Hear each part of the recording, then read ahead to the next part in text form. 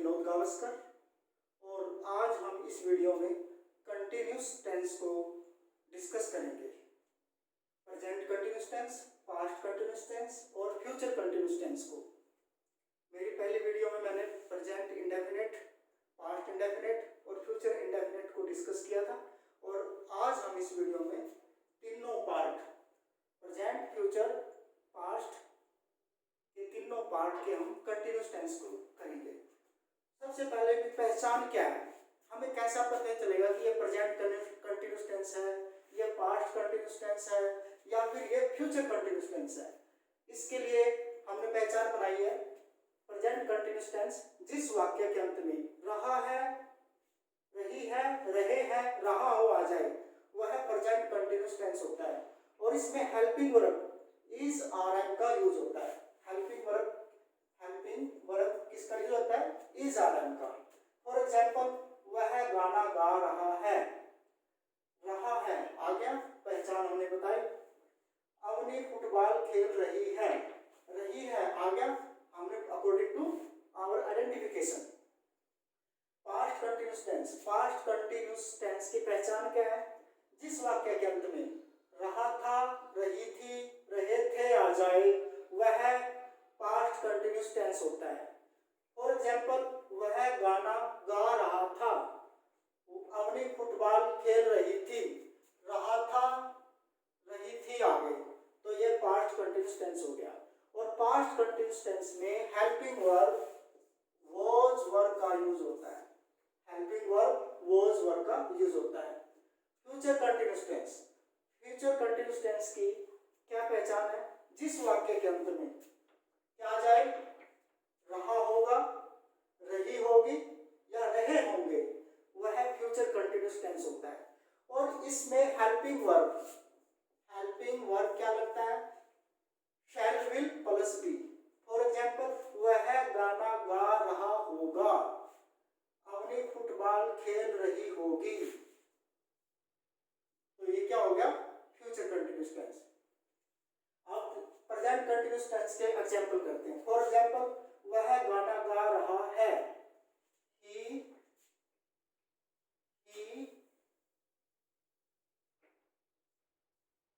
is singing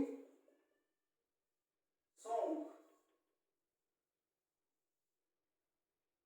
full stop.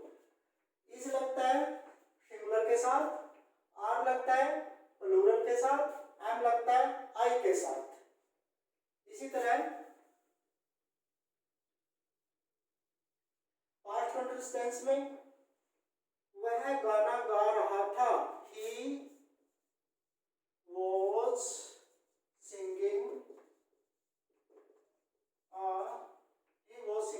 song, क्योंकि हमने कहा है कि वह गाना गा रहा था। अगर कहते हैं हम वह एक गाना गा रहा था, he was singing a song। फिर एग्जांपल हमारा क्या है कि वह गाना गा रहा होगा। फ्यूचर कंटिन्यूस टेंस में क्या बनेगा? वह गाना गा रहा होगा, he will be singing song। इस तरह फॉर्मूला क्या बन गया? Subject plus helping verb plus verb की first form plus ING plus object. इसका फॉर्मूला क्या बना?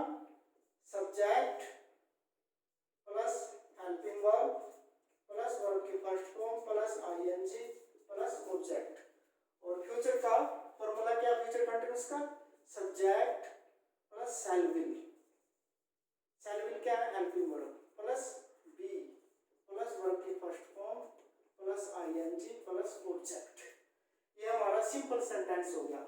सिंपल सेंटेंस में हम ये यूज करेंगे, लेकिन मैंने आपको सिंपल सेंटेंस, फिर नेगेटिव और उसके बाद इंटरोगेटिव। अब इसी को हम नेगेटिव कैसे करेंगे? ये नेगेटिव कैसे करेंगे? नेगेटिव, वह खाना खा रहा था, पास्ट कंटिन्यूस हो गया। अब हम कैसे बनाएंगे? वह खाना नहीं खा रहा था, क्या वह खाना खा रहा था? इंटरोगेटिव हो गया। फ्यूचर कंटिन्यूस में वह खाना खा रहा होगा, वह खाना खा होगा, क्या वह खाना खा रहा होगा। तो ये हो गया फ्यूचर कंटिन्यूस टेंस के सेंटेंस। इसी तरह से हम प्रेजेंट कंटिन्यूस में सेंटेंस बनाएंगे। वह खाना खा रहा है, he is eating food। वह खाना नहीं खा रहा है, नेगेटिव हो गया, he is not eating food। मैं स्कूल जा रहा हूँ, I am going to school। मैं स्कूल नहीं जा रहा हूँ, I am नहीं जा रहा हूँ, I am not going to school।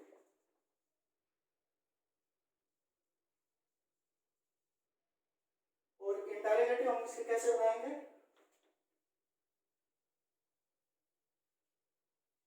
Ram एक पत्र लिख रहा है। क्या राम एक पत्र लिख रहा है? क्या राम एक पत्र लिख रहा है? इंटरोगेटिव। इंटरोगेटिव, क्या राम एक पत्र लिख रहा है? राम क्या है? सिंगुलर है। Is Ram writing, is Ram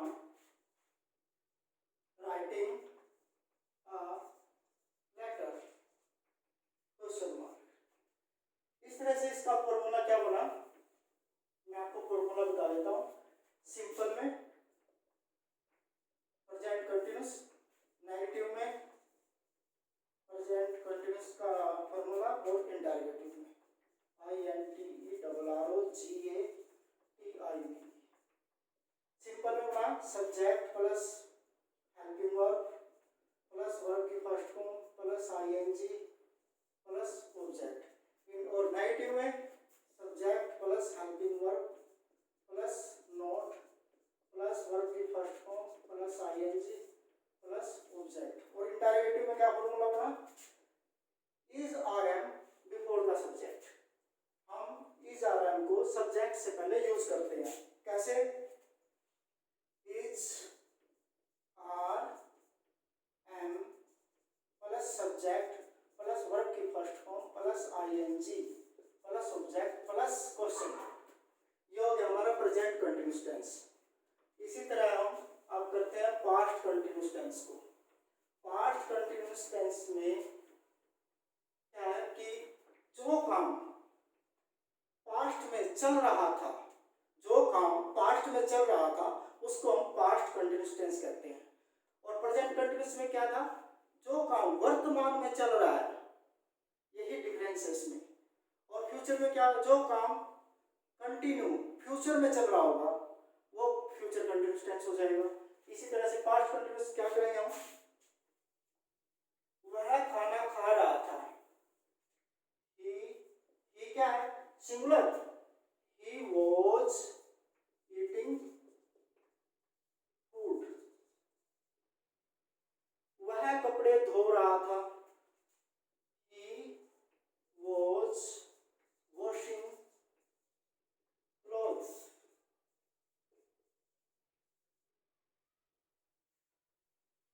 इसी का हम बनाएंगे नेगेटिव। नेगेटिव कैसे बनेंगे? हम नेगेटिव बनाएंगे, वह खाना नहीं खा रहा था, he was not eating food। वह कपड़े नहीं धो रहा था, he was not washing clothes। he was not washing clothes। ये हो गया नेगेटिव। और इंटरोगेटिव कैसे बनाएंगे हम इसका, क्या वह खाना खा रहा था? जब हम इंटरोगेटिव बनाते हैं तो हम हेल्पिंग वर्ब सब्जेक्ट से पहले लगाते हैं। क्या वह खाना खा रहा था? Was he eating food? Question mark. क्या वह कपड़े धो रहा था? Was he washing clothes?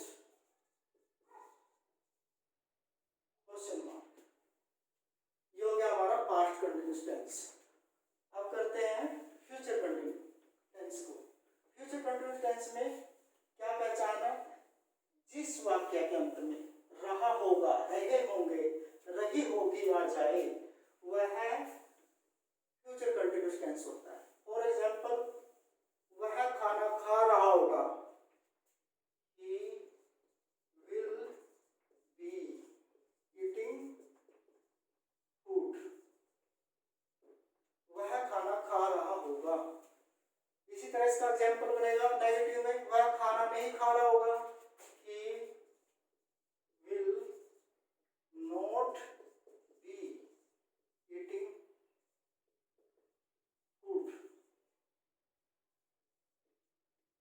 अब इसमें क्या आया?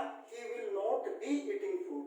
हमने देखना है कि बी से पहले नोट लगता है। कई बार कंफ्यूजन रहता है कि नोट बी के बाद लगा या बी से पहले।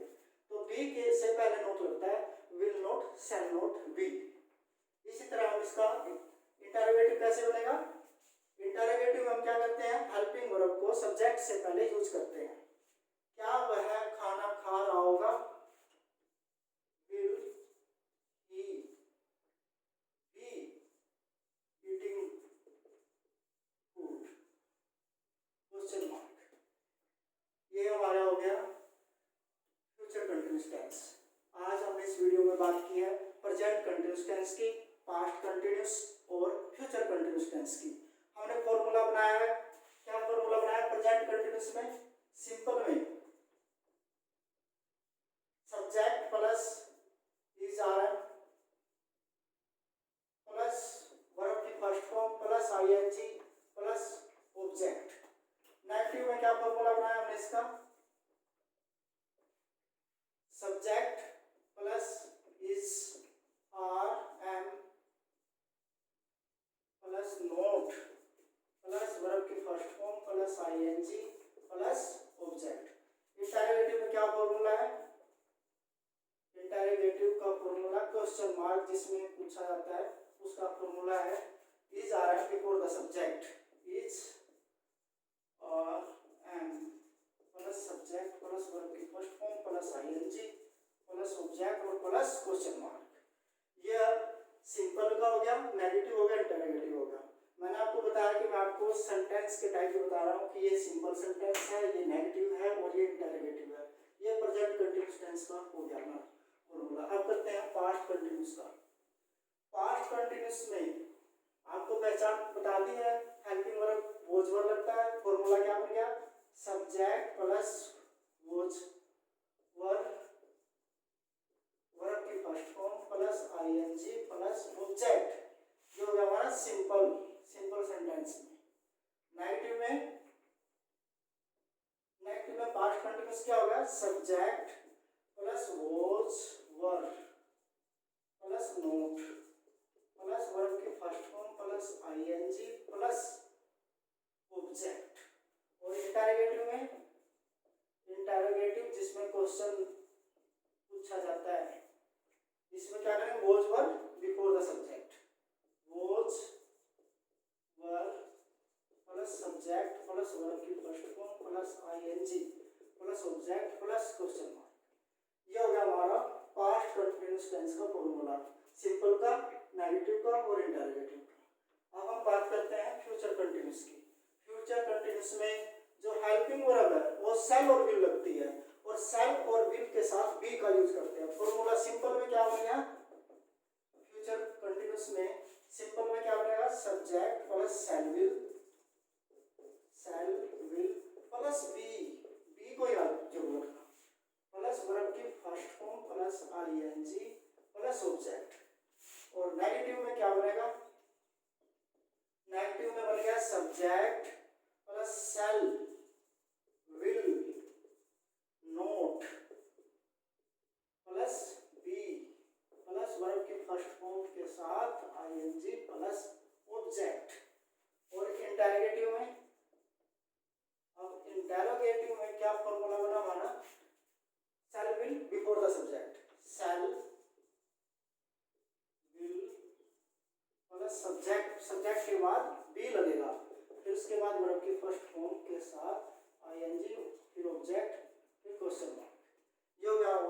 फ्यूचर कंटिन्यूस टेंस का फॉर्मूला। आज हमने बात की है प्रेजेंट कंटिन्यूस टेंस की, पास्ट कंटिन्यूस टेंस की और फ्यूचर कंटिन्यूस टेंस की, जिसमें मैंने आपको बहुत ही डीपली डिफरेंसेस बता दिए हैं, पहचान बता दी है। जिस वाक्य के अंत में रहा है, रहे हैं, रही है आ जाए प्रेजेंट कंटिन्यूस टेंस, जिस वाक्य के अंत में रहा था, रही थी, रहे थे आ जाए पास्ट कंटिन्यूस टेंस, और जिस वाक्य के अंत में रहा होगा, रहे होंगे वह है फ्यूचर कंटिन्यूस टेंस।